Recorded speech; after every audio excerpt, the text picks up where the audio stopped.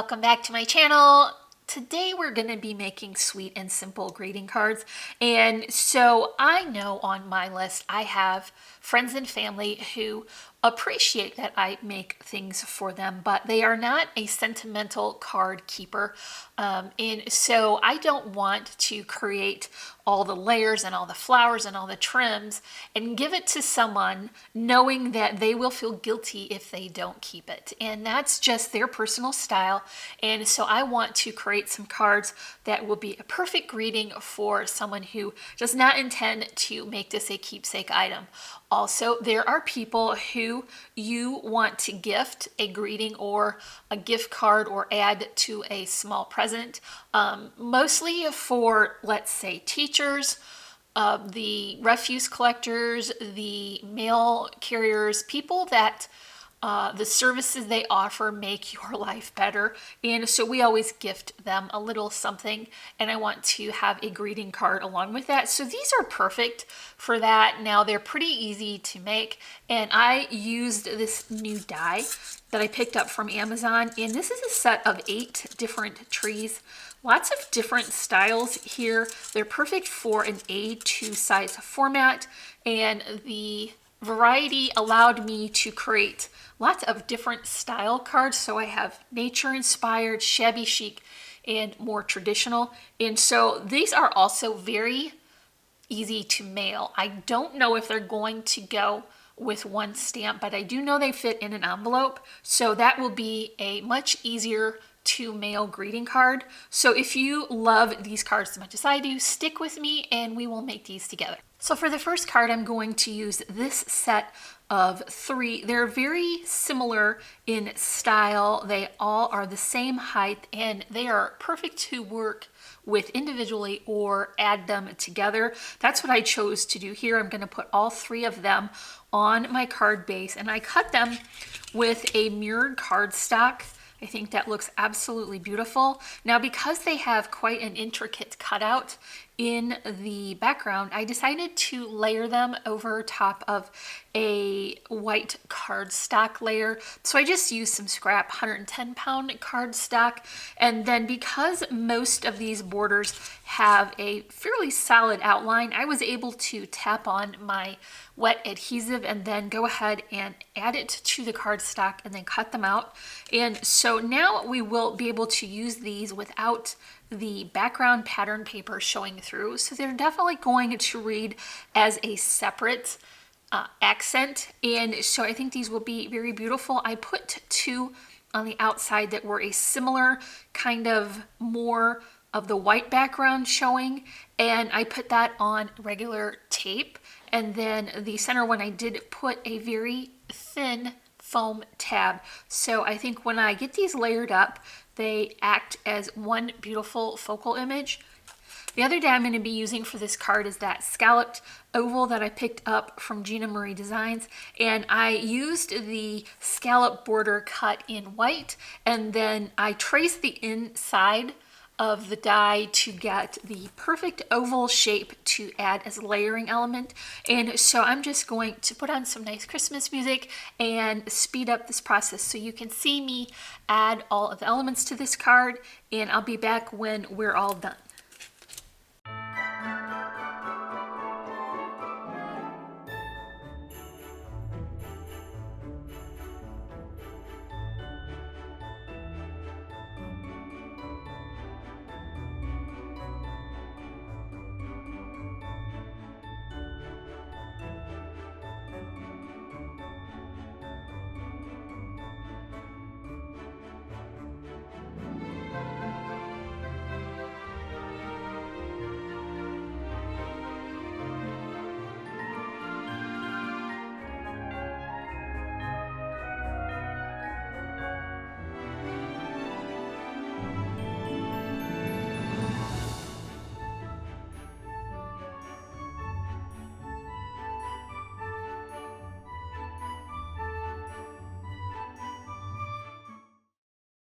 Okay, that's all for our first card. It's very traditional, and the more modern, updated trees with the gold foil really kind of freshens up that design. And of course, I put this as a landscape profile so that I would have room to line up all of my trees.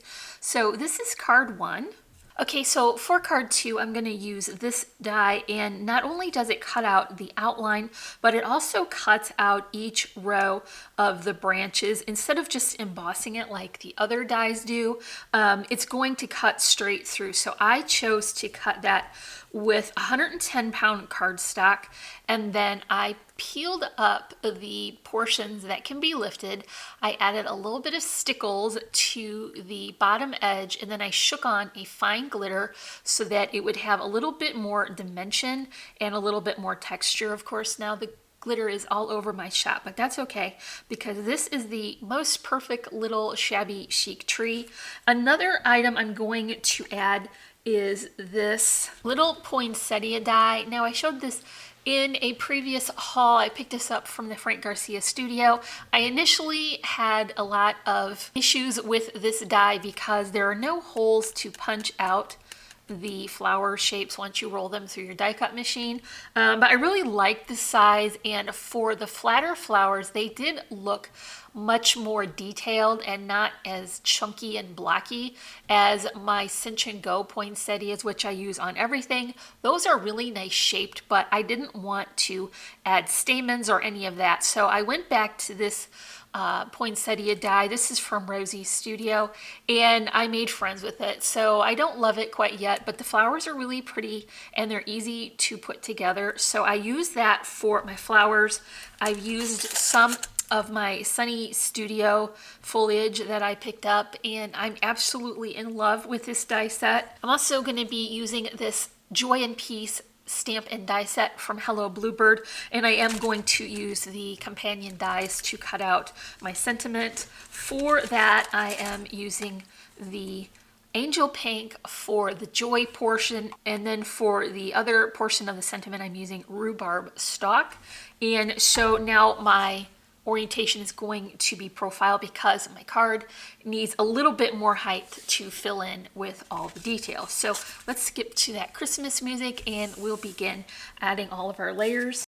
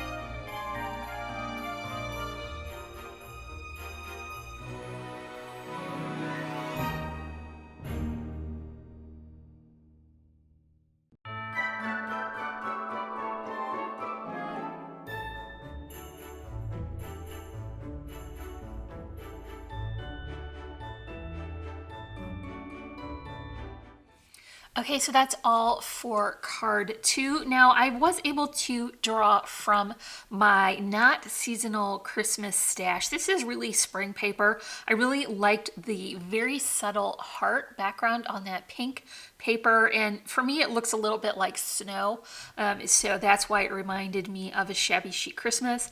I also added some little round circles of glitter paper to finish off the inside of those flowers. So I want them to look detailed and nice, but not add a lot of bulk. I just took my regular hole punch and punched through some glitter paper, and I was able to add that center to give them some extra detail. And I did finish off my card with some sequins. Now these are kind of opalescent, I don't know how to say that. And so they're pulling the color from the background, so they look a little bit pink, but in reality, they're almost clear. So this is a great way to get some extra mileage out of your sequins if you can pull your background color from your card. So that's it for my Shabby Chic Christmas Tree Sweet and Simple card. Okay, I'm moving on to card 3 now, and I just realized that there was a big patch of sun cutting off a portion of the viewing area. Hopefully card 2 didn't look too bad, but I did get that sun blocked out, so hopefully this one will look better. And so for card 3, I'm switching to this portion of the set. So there are 3 different sizes here. It does cut out the outline, and then instead of cutting all the way through, it just cuts a portion so it basically embosses that shape into the tree itself. And so I cut that out of a green pattern paper. This is a very small micro pattern, and so I think it reads as more of a solid.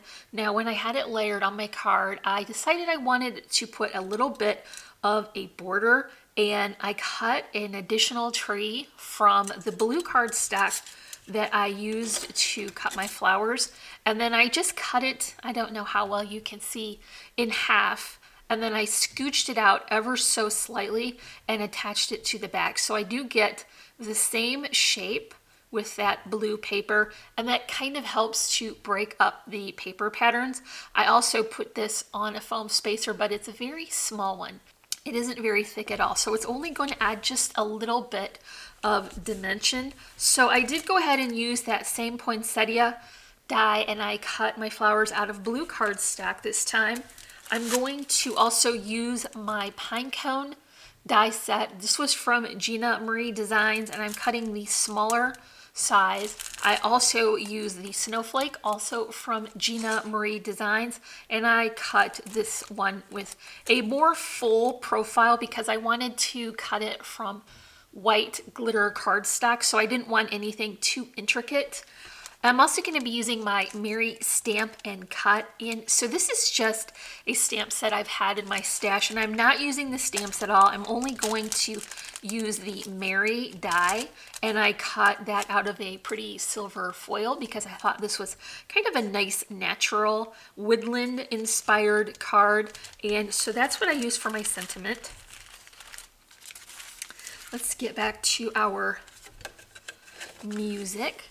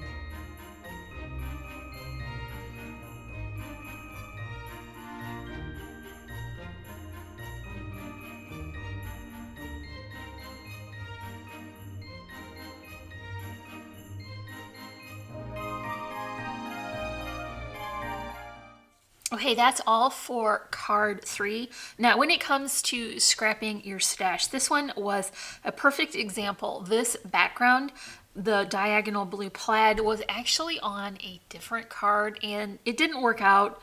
I don't really remember what was so wrong about it, but I scrapped the front, but I kept this portion that was on the inside because I really love this tone of blue. So I just added that whole thing to my A2 size card base, and then I added all of my layers on top. Now, the one thing I want to mention about this little wreath is that I got this a long time ago when I worked for Cherryland Designs. I designed for them for a couple of years, and so I did get quite a lot of very nice dies. They're very generous, but I don't think that you need to have this kind of die to make this kind of design. And so I think if you have a nice flourish or a leafy green die, you could easily make your own shape just by layering those up, and that would be ideal if you wanted to make something smaller or larger. When you have a die, you're really kind of set on the size that it is. So I don't think that you need a die, and I just used it because I had it, but I really love having a kind of a wreath orientation because my inspiration would be more nature and woodland, and so I used all of those type of elements. Now, when you saw me arranging all these pieces, I put them all on first so that I got my positioning correct, and then I remembered that my sentiment did need to be supported on either side, so I moved those pine cones around so that I could have a nice flat layer to add that mirror cardstock cut sentiment, and I added that with my Tombow, and I just dotted on the very smallest amount of glue because this is a fairly delicate word and I didn't want the glue to splooge out and become a problem. So as I was working along, I realized I had forgotten to take one of these portions out, and so you saw me, I would normally cut that part out, but it happens more often than you think that I miss a thing and then I have to go back and fix it. So I just left that in, but I was able to pull this up enough to pop that little portion of the die cut out, and then when I did that, my hands stuck to the sequin that was already there, and so I had to add a new one, and that is perfectly fine. But I really love this more nature inspired card, and I also switched out the centers of these poinsettias. It's the same cardstock idea, but I switched it to blue so that they would match. I think a nice chartreuse green would also be pretty because some poinsettias have green centers, so that would be probably more accurate if you did that instead of trying to match. Okay, so that's all for my 3 sweet and simple Christmas greeting cards made with that tree die from Amazon. Now I'm going to get the Tech Hubby to help me link that. Whenever I try it myself, I wind up linking to our account. And that seems like a bad idea, so I'm going to have him help me with that. But I think you can tell it's very versatile. I got a lot of different looks out of it, different styles, and they're perfect for an A2 size card, and that seems perfect for giving as your greeting for people who are not going to get the more embellished cards. And so I think that worked out pretty well, and it was really a good value. So let me know in the comments if you are going to make some sweet and simple cards to have on hand to give away. And let me know also in the comments if you liked this style of video where I do the assembling and then rather than jibber jabber through the whole video, I put some nice relaxing Christmas music on. And I will definitely consider doing that again in the future. And that really helped me to eliminate a lot of the clunking of the glue gun. So that worked out pretty well for me. So that's it for today. Now remember, you can find links to all our social media sites in the description below. And if you're not already, I would love for you to subscribe. As always, I'm wishing you a happy and productive day. And thank you so much for watching. Bye.